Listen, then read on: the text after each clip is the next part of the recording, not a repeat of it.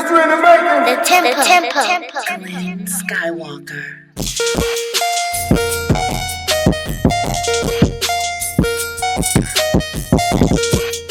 The tempo.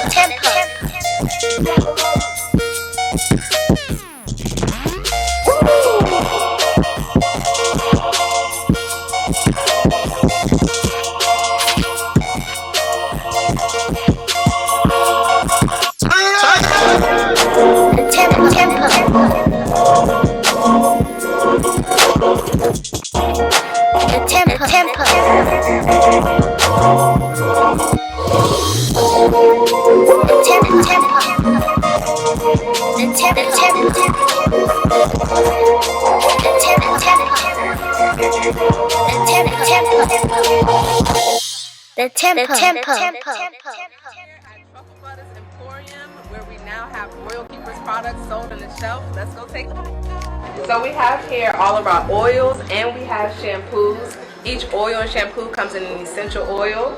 We have lavender here, peppermint, vanilla, rosemary, lemongrass, and our repair and grow line.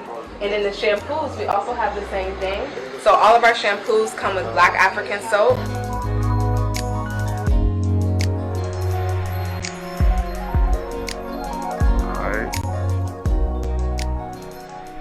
All right, bet. All right, so we are back. You know, look, I've been trying to get her in here. Welcome to another episode of the Tempo Show.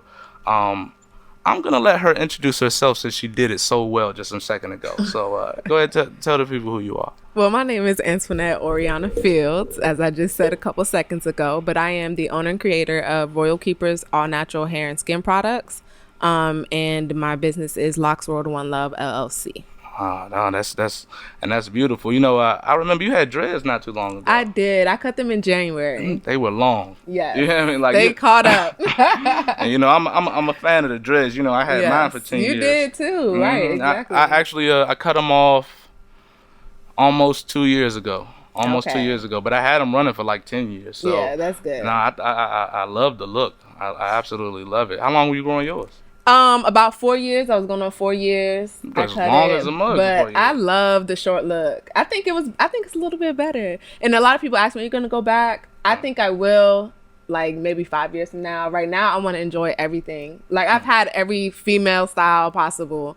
So now I'm just like, I want to enjoy this new look. I just want to watch my hair grow from beginning to end. You know, and just have a different hair experience.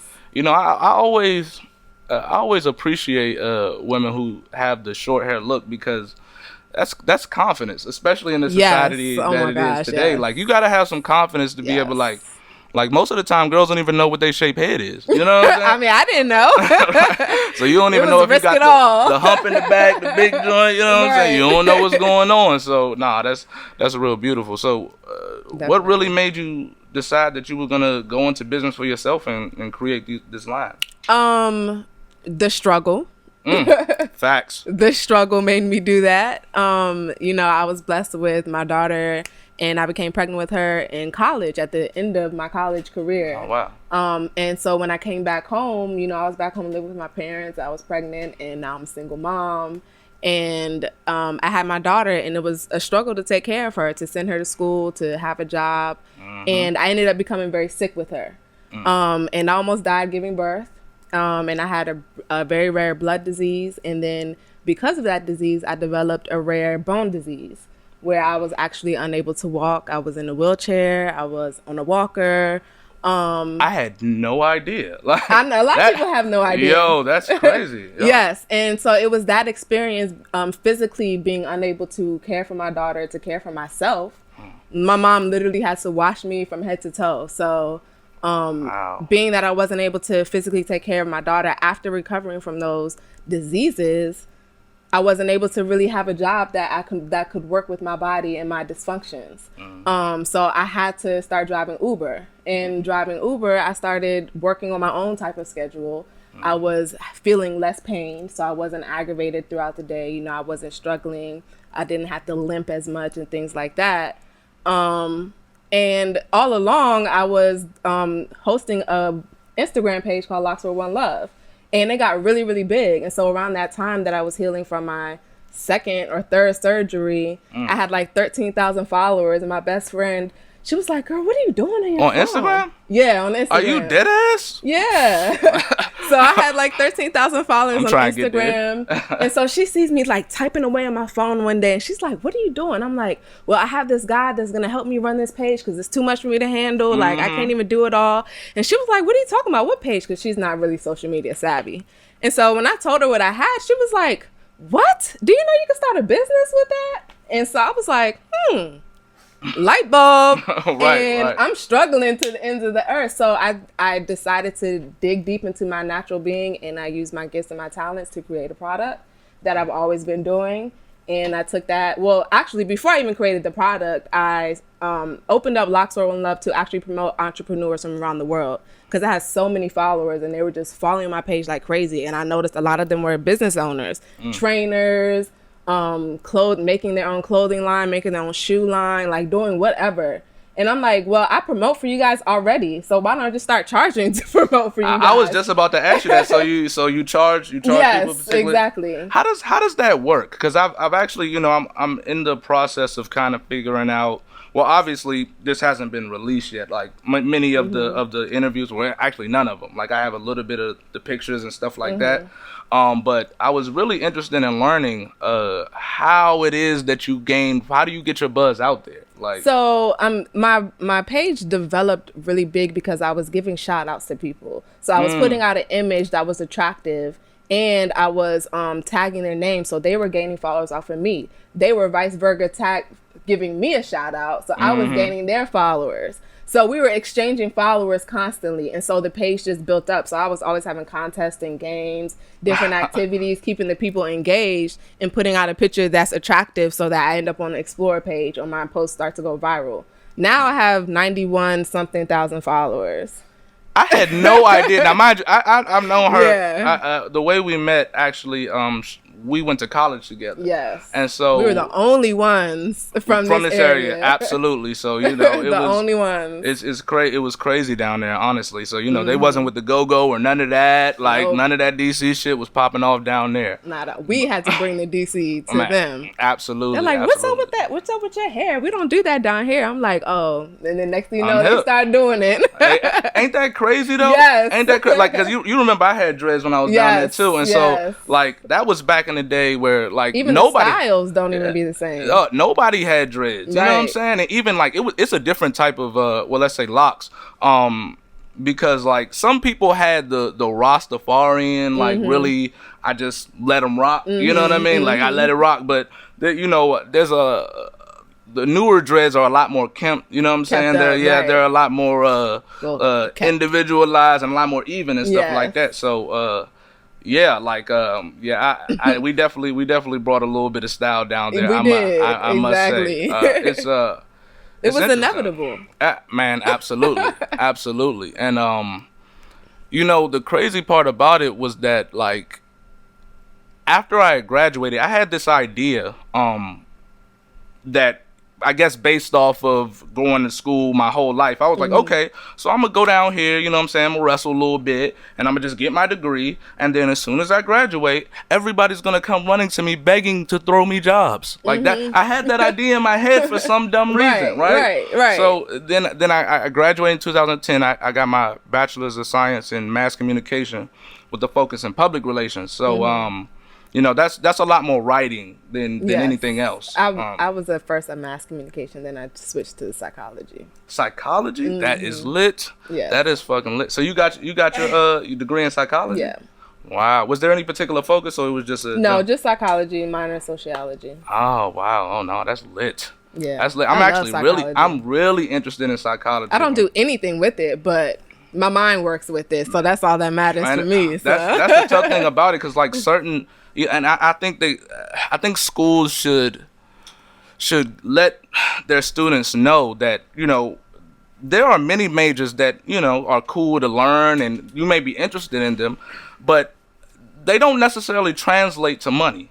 Nope. And that's really the main reason. I would say 90% of us are going to college. We're not going to college so that oh, I want to get this higher learning of and being like, no, you're going to college so that you have better opportunities to make money. Exactly. But that's there are very few degrees really that are really panning out into great financial success immediately. Right. Like, and all those degrees now are like, you talk about basically engineering. Mm-hmm. You know what I'm saying? Yes. Engineer. That's probably the top one. Because even after you graduate with a bachelor's, in science or chemistry, like, you're not going to be a doctor automatically. That's you nothing. got to go through all types of years of training and you have to get accepted. No. That was another thing. Like, if you're trying to get into like even particular programs, you got to get accepted into that. Exactly. So it's like, it's crazy. I actually, I've been thinking about it a lot because I'm really trying to figure out how I have a daughter. Mm-hmm. All right, she's 7. She's about to be 8, but she likes me to call her 8. So whatever. You. All right,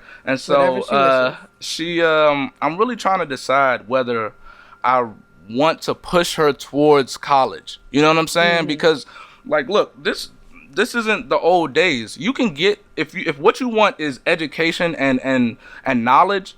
The internet is out there, right? We can now access innumerable amounts of information. Right. So it's like, so then if you're going to go to college, you have to really do it for a specific reason.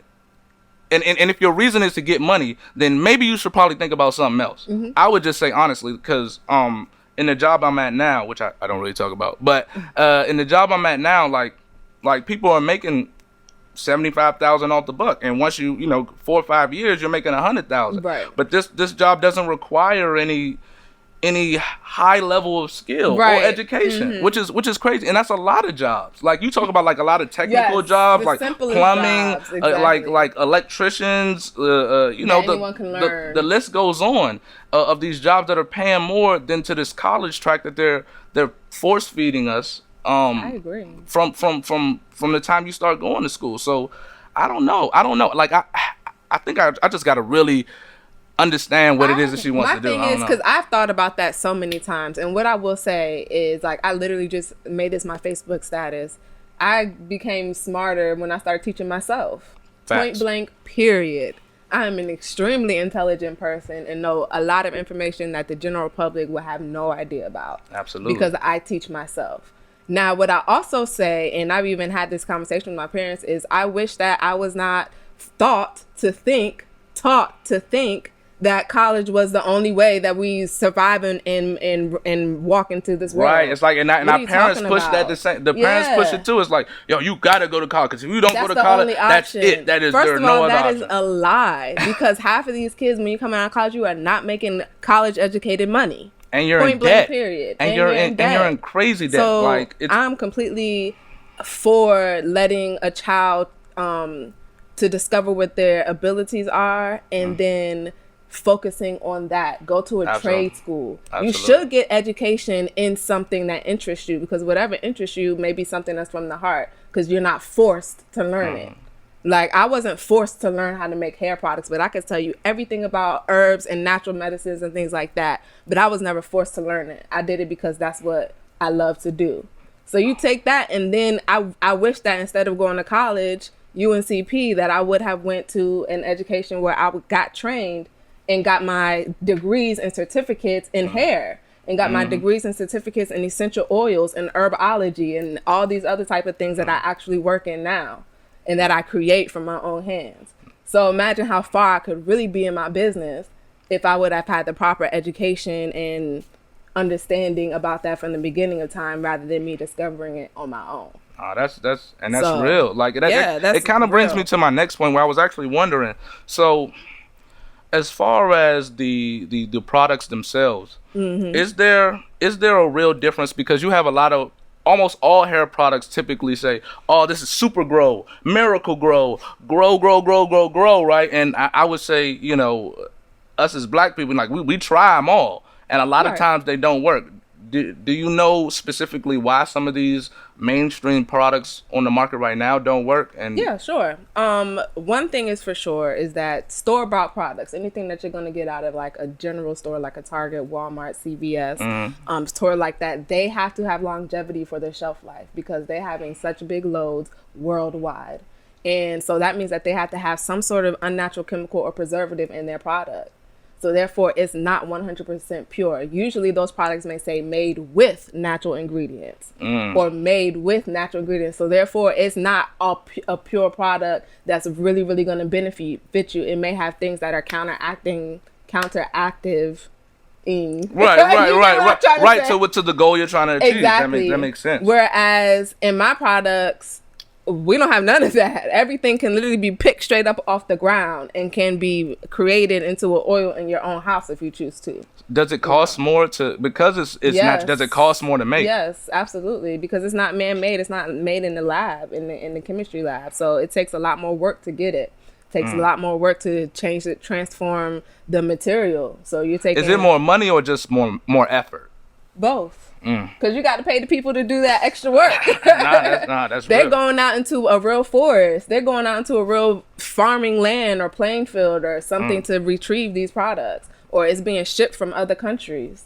So yeah, it definitely is going to be more expensive. That's just facts. No, absolutely. So since you're using natural ingredients, do they have an expiration date? Like, do your products, hey, look, you need to use this within the next 30, 40, 60 days? I do have one product like that, but some of our natural herbs that we have here can be used as natural preservatives and extend the shelf life within itself. So, for example, I use vitamin E and both pink Himalayan salt in a lot of my products. Those are natural preservatives. So my oils can last more than a year on the shelf. Same thing with my conditioners and shampoos. Now, I do have a mask where I actually make it with like raw food product, and a lot of herbs and different things like that. So that doesn't have an extended shelf life. So you need to use it like within 5 to 6 weeks and keep it refrigerated.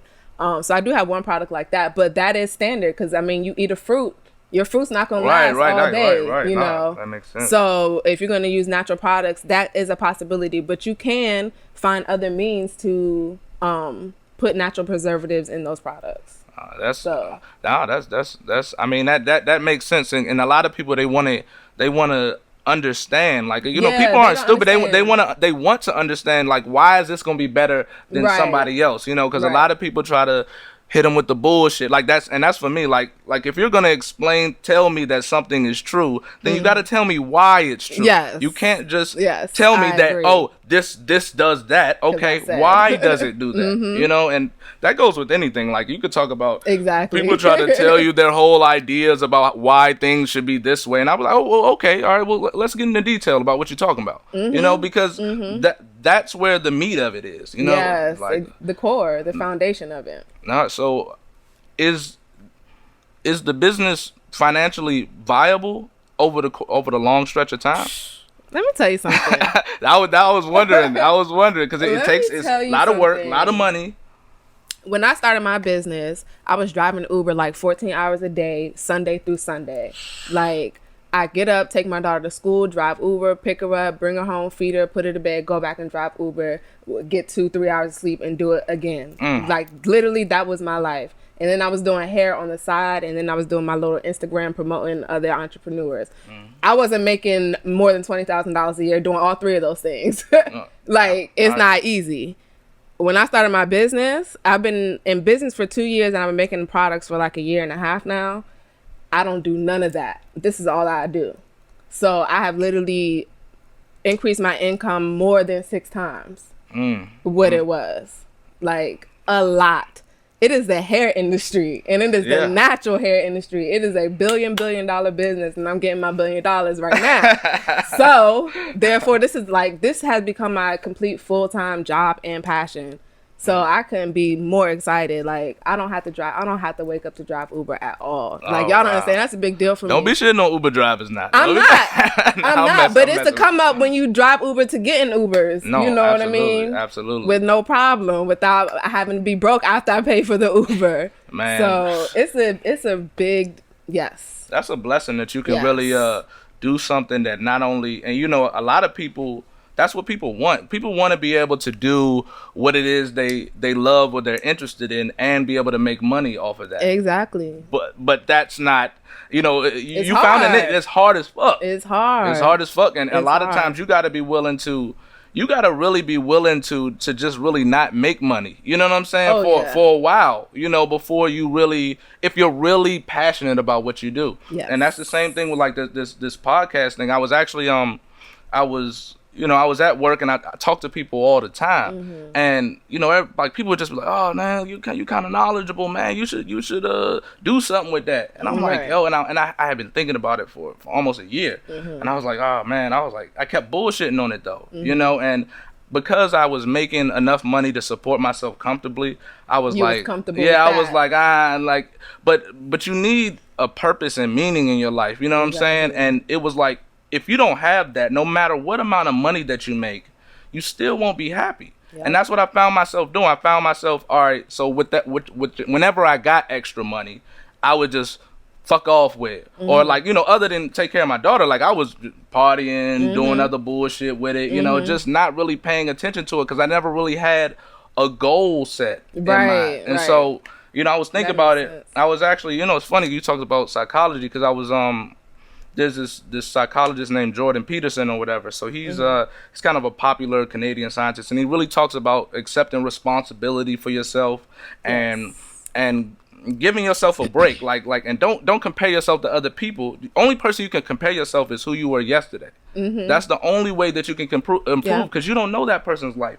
You don't know no matter how much money they got, you don't know what else they got lacking and going on in their life. So it kind of changed my perspective on things. And then I was like, well, you know what? I'm just going to real live jump out there. You know what I'm saying? I'm going to go ahead get a loan. You know what I'm saying? I'm going to do the equipment. And from the beginning, I started to realize like, yo, this shit hard. Right. Like I don't know nothing about, when I first started, I don't know nothing about audio. I don't know nothing about recording video, even though, you know, I was with mass communication. Like, like son, I wasn't broadcasting. So I didn't know nothing about it. And just through trial and error, it was like, it was discouraging at times, but what kept me going was just that, yo, this is fun. Like just trying to be better. I'm working on myself and I'm making incremental improvements. Yes, that's when life changes, is when you focus on yourself. Pain decreases when you focus on yourself, and when you can eliminate pain and distractions and other things, then that gives room to lift up and to do what you're supposed to do. Absolutely. And like the other comment that you made, that the psychologist said was, you know, that we had to take more responsibilities for ourselves. I always remind myself and others that you are right here, right now, in this time and space because of your past thoughts and then the actions that came from your thoughts. Because everything starts in the mind first. If you had never had the thought to contact me, you wouldn't have contacted me. So therefore, we're here in this current time and space. So this is what matters. And so it's the sum of all the thoughts that you've had your entire life. So therefore, you can take responsibility for your own thoughts. You don't have to accept the thoughts of anyone else. Like, that's not you, that's them. So no matter what anybody says to you or does to you, it's depending on you how you react to that and how you allow it to affect you and how you allow it to manipulate your thought process, because you can change your entire way of thinking. That's psychology. That's real deep psychology right there. That's real. So you do have to take responsibility for yourselves, because that's what's going to lead you to be the best you. Oh, absolutely. So as far as with the, you know, with the products itself, when did you really just start using natural oils and stuff versus, you know, when you was using the regular products? Like, was it as soon as you started doing your own business, or was this much longer ago? I've always kind of done it. So I can say I remember the first time I consider myself to be a healer. That's one of my gifts, is healing. Okay. And so I would say the first time that I actually healed someone's hair naturally was my ex-boyfriend, who had locks, and at the time we were together, and I'd always kind of experimented with oils in my own home my entire life growing up. It's always been my thing to just experiment and be a little scientist. So his hair was thinning out really, really, really bad, like his locks were. And so I said, I'm going to make you a little concoction and I'm going to do your hair. And I made this concoction and I worked with it, and his hair literally grew back. Of course, he still has his locks today. But that was the first time I actually saw myself working in my gift without really understanding at the time that it was a gift, because that was a really long time ago. So I had always done it in my own home, and then I brought it to someone else and actually saw it manifest on someone else's skin and hair. And then years later, I ended up like, oh yeah, duh, I can create my own product. Why am I selling someone else's when I could do this myself? And so I just did it myself, and it turned out to be the $1 million golden ticket.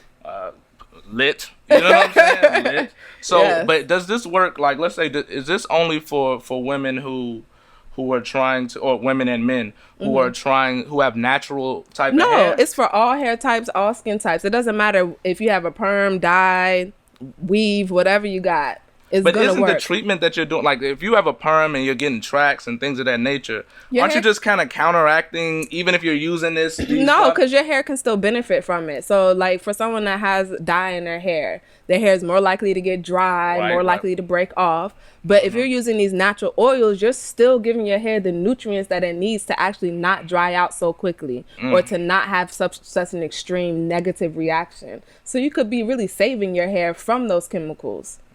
And from those other ingredients that are not really good for you. So I would always suggest for anyone who doesn't have natural hair to actually use natural products, because you're going to give yourself the best nutrients that you possibly can. That absolutely makes sense. How often should people be oiling their hair? Like Every day. like is this like once a day, or we talking This about is once a day. And let me tell you, this is the way you think about it. You laughing, but this is the way to think about it. You have to eat every day. You have to feed your insides every day. If you don't drink, you're going to be thirsty. And so therefore your body's going to let you know. Your throat's going to get dry. Your mouth going to get dry. You're going to feel thirsty. So therefore you have to drink. So you have to apply these things on a daily basis. We always have to continue rejuvenating ourselves every day, or else we begin to die out and we begin to suffer those consequences. So therefore we have to take care of our hair the same way. Our hair is not left out of the picture.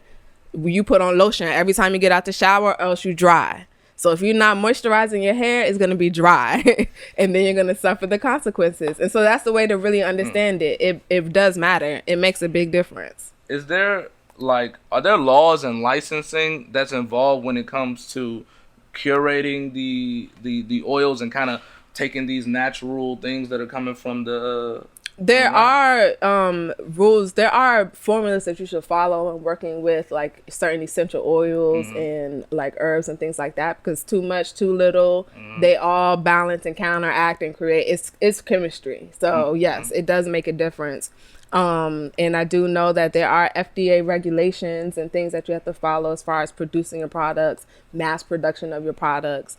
But in order to be FDA approved, of course, that takes years of actual testing, and a lot of money goes into that, meaning that they have to have clinical testing for the products to make sure the products are doing what you say that they can do. Because right now, I know what my products do because I've seen them do it. Right. But the question is, have they been clinically proven so that the scientific world can acknowledge that what I say is true? I mean, and so to get those studies and clinical testing done, like, is that like, does it cost a lot of money? You got to pay. That's the government. You have to pay the government to do it for you. That's crazy how you got to pay them too. You know Come what I'm on saying? now, and we're already paying taxes. Right? Yeah, you pay you to check out my shit to tax me on that same shit. Like, get out of here. That's how they do. Yes, but yeah. So it is laws, rules, and regulations that you do have to abide by. Were they were those laws difficult for you, especially as a small business owner? Does that kind of affect the way that you do because thing? I'm a small business owner, I haven't reached the true impact of those having to deal with that yet, because I'm still underground. I might be popular, but I'm popular underground. Right. It's like underground music. That would be like a franchise scale when you're in like all the beauty for you. Exactly. And stuff like when I'm in Target and Walmart, I'm not gonna be able to move forward without having all those orders in process. Right now I can survive without that. But as I continue to grow, it's going to be a wrap. I'm going to have to really sit down and have, these people do these contracts and forms and let me know exactly what it is, because I don't know everything. I literally don't know anything about business except for what I've learned along the way. Same here. You know what I'm saying? Yeah, but just like you didn't know everything. Though, right? Yes, you have to start, or else just go back to sleep. Man, exactly. Speaking of sleep, so... Have you? There's a real big movement with, like, let's say the Black Lives Matter and things of that nature. What is your take on how black men and women should operate when it comes to living in the U.S. right now? That's a thick one, right? Yeah. All right. So I only asked that question because, I think that what's most important is just taking individual responsibility. Yes. You know what I'm saying? And I think that like you wanna attack the system in a way that's not only positive for you, but is conducive for the people around you. Exactly. I'm and this is just purely my opinion, but I'm not on board with revolution to a certain degree. I mean, only reason is because what happens with revolution is, for anybody who has looked up the history of revolutions, is society collapse. That meant millions and millions of people die. There's no revolution that you could tell me other than like subjective industrial revolution. You know what I'm saying? But there's no, let's say, uprisings and civil revolutions that have really happened without mass dystopia. Yeah. So I think that a better, and I was on my militant shit for a minute, you know what I'm saying? But I really started doing my research on, like, look, I was a Malcolm X fan. I still am. Like, I absolutely, you gotta respect his drive and his passion for his people and his willingness to sacrifice himself in order for his cause. You know what I'm saying? And so, but then you have the MLK version, which is is the same drive but a different approach. And I think that approach, looking at it pragmatically, makes more sense, because the reality of the situation is that, like, look, we're in America where we are roughly 14 to 15% population wise of the United States. So if, like, when you telling everybody that, all right, if your idea, especially with the 5%ers and all this other stuff, is that when you telling everybody that everybody should pick up their guns and revolution and attack the system in a way that just doesn't even make sense mathematically. Because even, let's say, numbers don't lie, so we need the numbers to be right. That's what I'm saying. Like, even if we pull together all the other minorities that happen, we're still outnumbered. You know what I'm saying? Now I'm not saying that as a cop and a plea, and we should just let people walk over us. But we should, as with everything, we should start looking at complex answers to our problems. You know what I'm saying? I have an answer for that. All right, go ahead. My answer is for everyone to have an understanding that in order for us to rise to be our strongest, most powerful beings as a group, we all have to be our strongest, most powerful self. So therefore, we all have to ascend to our highest spiritual self. Absolutely. So therefore, when we have that thought process in our mind, like you said, at one point you didn't have certain goals.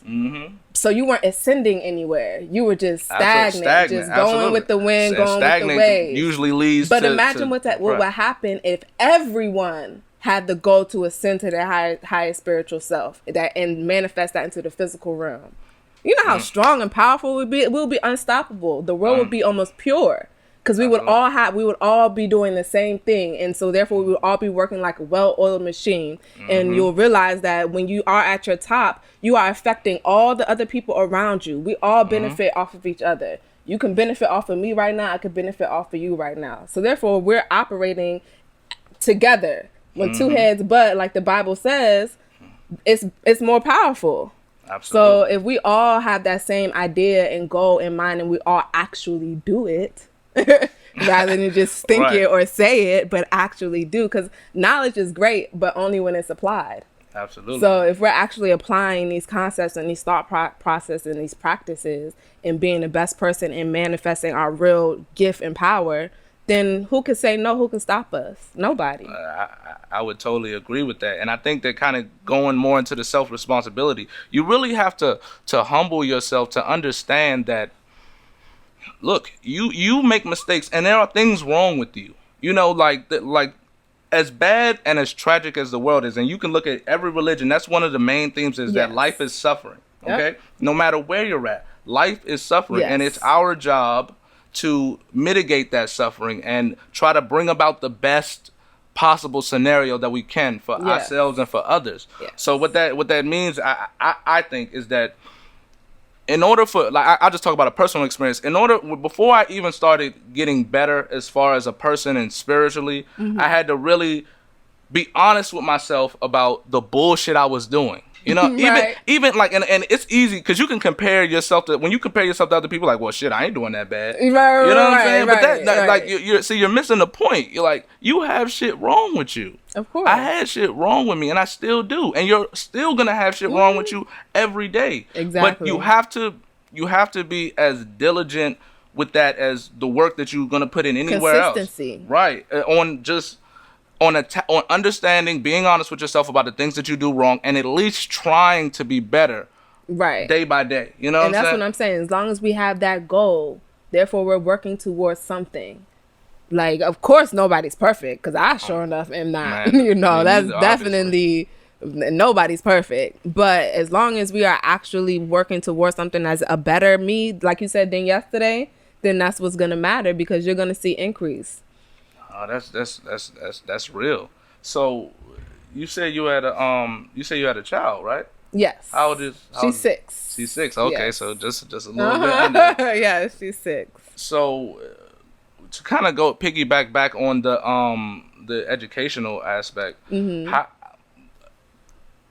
how do you feel that? Well, I'll word it like this. What's the direction that you would want to shape your child to go in as they start to become a young adult, especially when it comes to what they're going to do with their lives? You know what I'm saying? Like, would you push her more towards trying to be an entrepreneur? Would you push her more towards going to school and figuring it out that way? What's your thought on it right now? So right now my daughter's in private school. She's actually, and that's a little different because you don't see people, young single mothers my age, sending their black little kids to private school with no money. But she's in private school, and she is in a school that actually celebrates and acknowledges all religions and all cultures, which I love. So it gives her a big sense of diversity. But she's also in dance, and she'll also be starting to play the violin upon her choice in August. And I know right now her passions and gifts reside around music and dance. If she chooses to do that when she gets older, I'm sending her to an art school. I'm going to send her to a school that's going to be geared into that direction. But I do know she's also an entrepreneur. So she actually has her own product line in my business. And she has her own lemonade stand, which we actually used, which we actually used to send her to the school, because at the time I had just started business. So I wasn't making any money. And they were asking for like $10,000. So I said, well, how are we going to get this money? Because you ain't getting here for no reason. Man, what? And she said, let's start a lemonade stand. And I said, okay, that sounds great. Because she saw me being an entrepreneur. And we raised $10,000 in 3 months. What the fuck? And so when that happened... Doing what exactly? Selling dollar lemonade. Get the fuck out of here. And so we were right in downtown Silver Spring. You know downtown Silver Spring? Oh, well. So it's a lot of foot traffic. It's a lot of foot traffic. But the way we set it up was like we had this poster board that had her picture, her acceptance letter, a little bit of information about the school. And that we were doing this to raise money to send her here. So people were paying for $1 lemonade, $20, $50. Right. So we made a lot of money. But so she already has these entrepreneurial skills. She already has musical and art skills. She's very creative, very imaginative. So I really I'm still learning her, but I'm paying so close attention because I believe that as a parent, it is my job to find my child's gift and then to gear that child toward that gift and to teach them that way. And then allow them to experience their own life experiences that's going to make them stronger, better, more mature, and things like that. But I definitely think that it is the parent's job to find a gift and to nurture it. We have to nurture it because that's how kids learn from us. So I'm always an example in front of her. Always. Like everywhere I go when it comes to entrepreneurship, she's there with me because I want by the time she's 10, she could do whatever she wants to do because she's going to know. Every conversation I have that's business, I need you to hear it. Like every thought that I have that I write down, I need you to hear me say it out loud, to read it so that she knows that she's already experiencing the wins of entrepreneurship since she was 4. So when she gets 10 and she really finds her true self, or she thinks she found her true self, she's going to take that and run with it and create whatever it is that she wants to be able to create. So that's what I'm leading her to, is to be a creator, to create her own reality, her own existence, her own wants and needs. That's interesting. That's interesting. And that's essentially what I want to do as well. Like, one of the things I was thinking about though, so because I know how flawed and how predatory the university system is. Yes. Like for me, it's like I was thinking about like, so not, mind you, especially with like, let's say the social sciences, right? Mm-hmm. So you have these social sciences that are pushing a ideology right now that I don't necessarily believe in. Like as far as there is a real Marxist and postmodern ideal of that life itself is made up of the oppressed and oppressors, right? So that's a communist, like a communistic Marxist type of ideal. Now, no doubt about it, there are people out here that do oppress other people. No doubt about it. Like there's lots of malevolence going on in the world. But I think to push an ideology in which you're saying that the world is essentially made up of oppressed and oppressors is a dangerous doctrine. And I think that like they also push this whole equality of outcome, which I don't believe in at all. Like I believe in equality of opportunity, but the reality is that like you, for example, I think that you should get paid more than me if you work harder than me. Right. That's just like, I think that, and I want to be able to not work as hard as you, you know what I'm saying? If I don't want to. You get what I'm saying? So it's like, it's like, I just believe that, look, there's a lot of bullshit going on. No doubt about it. But like the colleges, the college system itself, and it's not just UNCP. It's not just, it's really a real problem in the United States when it comes to these colleges, and they're pushing out this doctrine that I don't believe in. And it's like, somebody asked me the question the other day to kind of bring it back around. So somebody asked me the question the other day, like, so if your daughter was like, all right, I want to go to college to study African American history or feministic theory or something like that, like would you pay for it? No. Like I don't see. Look, I would like to finance you into. I'm willing to help you out into doing anything that's going to be productive to you. Just like I wouldn't pay for your stripper outfit if you wanted to be a stripper. If I don't see that as really progressing and helping out your life. And if I don't agree with that, I don't see it as good that I put my money into something that you're not even going to be able to use as well. So I don't know. It's and I understand like you know, off of first look, it's like, oh, that's fucked up. You know what I'm saying? But I think that us as parents should have the option. Like kids should do whatever they want to do, especially when it comes to raising sons and stuff like that.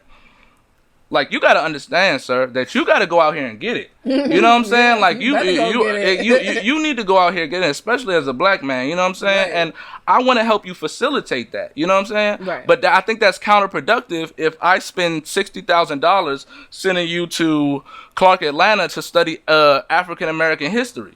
You're not gonna and get a bachelor's in, and that's just $60,000 off the rip. Right. Just for that. Just for the bachelor's. That ain't even what you gonna do with that. What are you gonna do with that? Nothing.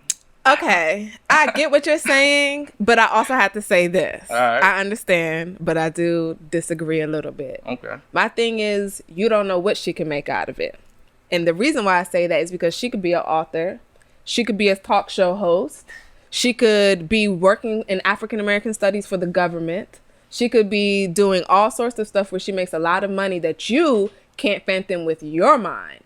But ask her what is her vision and where does the vision come from? And explain the details of those visions. But you cannot say, I don't want to send you to such and such school because I don't think that this particular degree is going to really get you anywhere. And look, that's a good point. Guess what? A lot of our parents would have said that not going to college would not have gotten us anywhere. But me going to college somehow got me somewhere because, again, the accumulation of all my thoughts and actions up until this point has got me to right here. So you make a great point. You make a great point. Of course, now if it's immoral, if it's morally wrong, then I wouldn't expect for any parent to support something that's morally wrong, such as stripping, if that's how you view it in your eyes, for your daughter to be a stripper. But you could think the same. But I see And she can make a lot of money doing that too. You could, right? And that's cool. But I'm not about to buy it. And I do see some of the things that the ideology that they're pushing as ethically wrong, because I do think that, and I've thought like this as well. Like mind you, I've read the Communist Manifesto. I don't think that it's productive to think and that the world is out to get you. And not only is the world out to get you, but it's not your fault that the world is out to get you. Yeah. So it creates a mindset in which, especially for men, but women as well, like it creates a mindset in which it's not going to incentivize you to work harder. Because why? If everybody is out to get you, then why work hard? Right. It doesn't make sense. How can I sit up here and try to explain to you and say, look, you black, and you know what I'm saying, you're gonna have a hard time of it, and the world is out to get you, cuz, and like, you know what I'm saying, it ain't your fault, and la da da da. So what incentive am I giving you to try to strive and work hard? Exactly. Like those it doesn't make sense. And so I agree with that. So it is complicated, and it is complicated. I'm glad you disagree, because sometimes, especially when I'm having conversations with people, I want you to know that just because I disagree with you doesn't mean it's a personal attack against your character or something like that. And I've dealt with that with people, especially in a couple interviews. Just like, look, like I have this one dude, right, and he's a real Black Power type of dude. You know what I'm saying? That's cool. I'm with him on a lot of ideas. I'm with him on a lot. I'm not with him on everything though. Right. And sometimes when I be like, well, that doesn't make sense to me, or like, you know, you're kind of cherry picking information, you know, to kind of fit your narrative, and right. like for a lot of time, like I see through that a little bit, you know what I'm saying, but that's just my opinion, you know what I'm saying, and like people get real like, oh, so you sleep, cause that's the problem, you sleep as hell, you ain't even woke out here in these streets, and I'm like, well, but see, you can't say that to somebody, you can't say that, because the thing is everyone is at their own level, at their own time and space. And who are you to say anything about that? Because at one point you weren't woke. At one point you were sleeping. So how can you be mad at the next person for sleep too? Right. Like, that's funny. That's real though. That doesn't make any sense. No, that's absolutely real. So, what is woke? That's a good question, Jerome. What is woke specifically? Because people say a lot of times that, like, and this. A lot of times people will say woke, and then as if they've done an extensive amount of research, but all they see is Instagram posts. Exactly, and it doesn't make, like, for example, right? We'll have it where it's like, so people will be like, oh yeah, we were kings and queens back in the day. We are now, mind you, I get the symbolic, the symbolism of it, because that's important. We all need to be able to look at, let's say, the symbols and see of what ourselves in a high form. Exactly. Yes. We need the kind of the symbols of the let's say the benevolent king that's honest, that's strong, that is willing to fight for his people, and also the queen who's smart, who's caring, who's nurturing. Those ideals make sense. Yes. You know what I'm saying? So, but explain it like that, because when you but that statement that you said is that we were kings and queens back in the day. This is how you lose arguments to conservatives, to me, because it's like, and I'm not a conservative at all, but I do find myself I'm in the middle.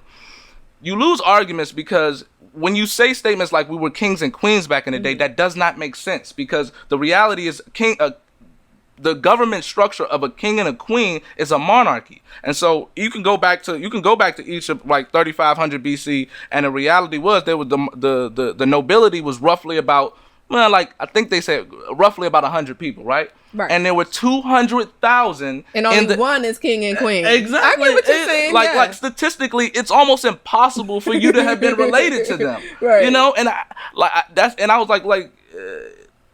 I feel like it should be more focused on the individual, because you are worth it just being the individual that you are. You are worth something. You know what I'm saying? You don't necessarily have to be a king or a queen to have any type of justification, and you're good who you are. You know what I'm saying? You're a important part of society, you know, especially, you know what I'm saying, and when you act that out. So right, that's true. That's why I'm saying, like, and I'm all for it. I actually want to. I love to see black scholars who make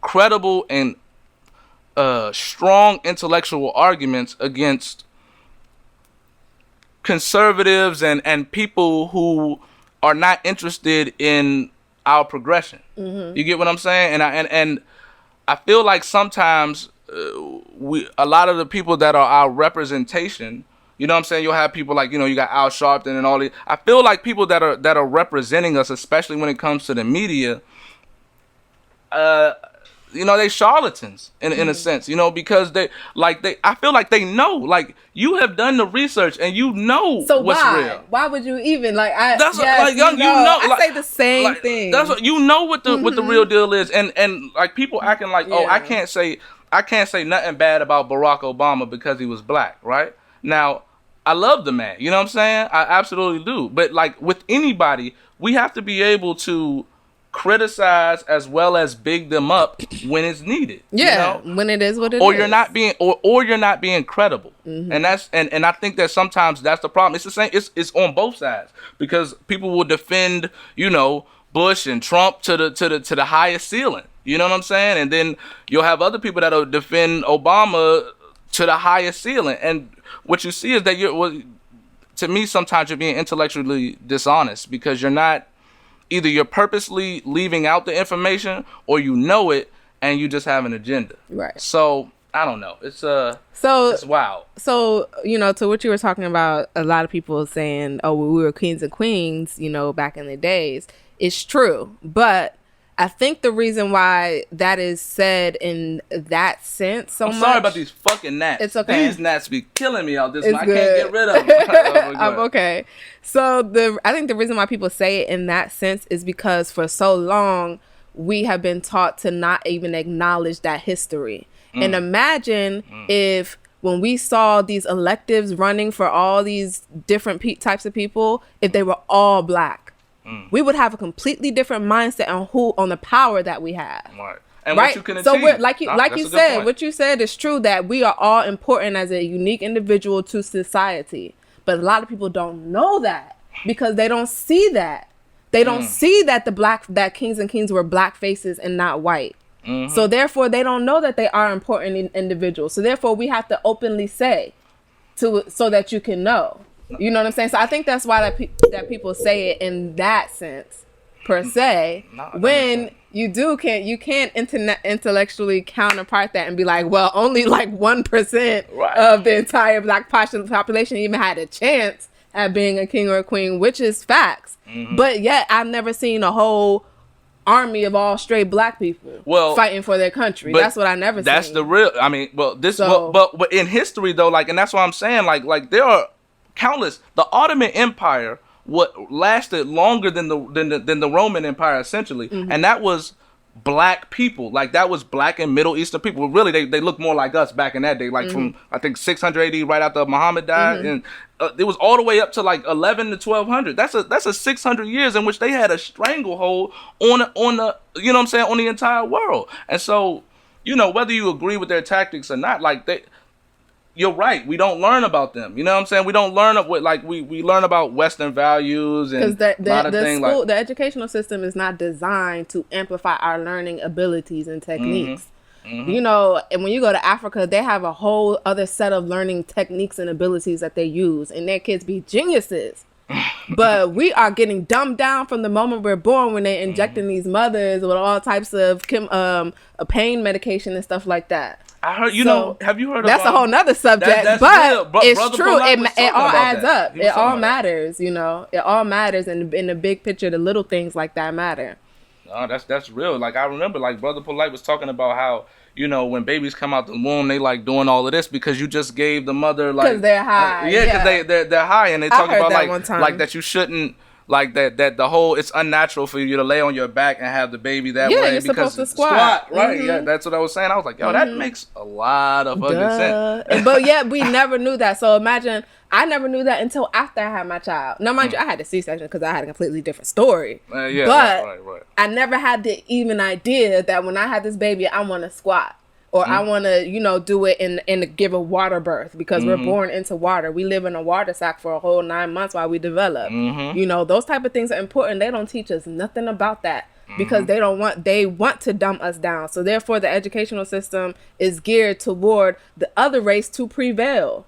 So therefore, that's why it looks as if they control everything, and why they're running the government, and why they're in the White House, and why they're this and why they're that. Because that's the way that it's designed to be. So that's what being woke may be classified as, because you have to have awareness of that. And when you don't have awareness, you're asleep. So therefore, it's the awareness that really matters. And then applying that awareness to your day-to-day actions. Because again, you could be woke and still be doing the same things and still be living the same type of sleeping lifestyle and still not spreading the word. Because it is our job to be each other's sister and keeper, brother and sister's keeper. So by me giving you a piece of something that you never had before, I kept you. I did something that helped you in some type of way, that possibly healed you in some type of way, that maybe made you understand something in some type of way. So that's our job as a people. That's real. As an individual. That's you real. know, so I think that's what they mean. That's what they classify by being woke. Of course, it's misused and it's overused because a lot of people are not really woke and they don't have the awareness with the true research, the true background, so that they know for themselves. A lot of people are just going off of little snippets that they hear or this or that or a caption or whatever the case is, because that's the way the world works today. But, you know, it's pros and cons to everything. Because the way the world works, I can reach out to massive people in a heartbeat. You know, I could post a video and it go viral. So I'm reaching out because it is mass communication. But this mass communication also is dumbing down people and not allowing them to function at their highest capability. It's a gift and a curse. And that's one of the things about that we can say that, you know, our children do have that advantage. Because you can now, the information is out there. Yeah, so exactly. If there's no excuse. You can go out here and look it up, and that's how I started learning how to do the audio stuff. That's how I figured out what cameras and stuff to get. Because I was just smarter. I was so surprised that, like, because when we were younger, like, you talk about, like, niggas remember where you used to have to get that little Britannica Encyclopedia CD to put in your joint. That's how you did your book reports. There wasn't no internet, none of that. You had to go. Your moms had to go spend that money, mind you. It wasn't cheap. And from beginning to end, it wasn't like you skipping through and man, like niggas used to have whole encyclopedias in their house and all of that. Like so, like the information is out there, and you know, sometimes I think that we have to, and even ourselves, we have to kind of understand how to get credible information. Because it's a lot of bull. Like, you gotta filter through it. You gotta have some. They need to be citing it from somewhere credible before you. Because a lot of times we'll just see the little headline and then we'll be like, oh, well, that's what happened. You know what I'm saying? Nah. Like you know what I'm saying? Like, just check it out. If a couple people say it from some credible sources, then you could probably say it's probably true. You know what I'm saying? So it's interesting. So that's true. Credibility really matters. It absolutely is. But look, I'm not gonna keep you here. Tell me real quick what's next. Okay, so this is a secret. Don't tell so many people.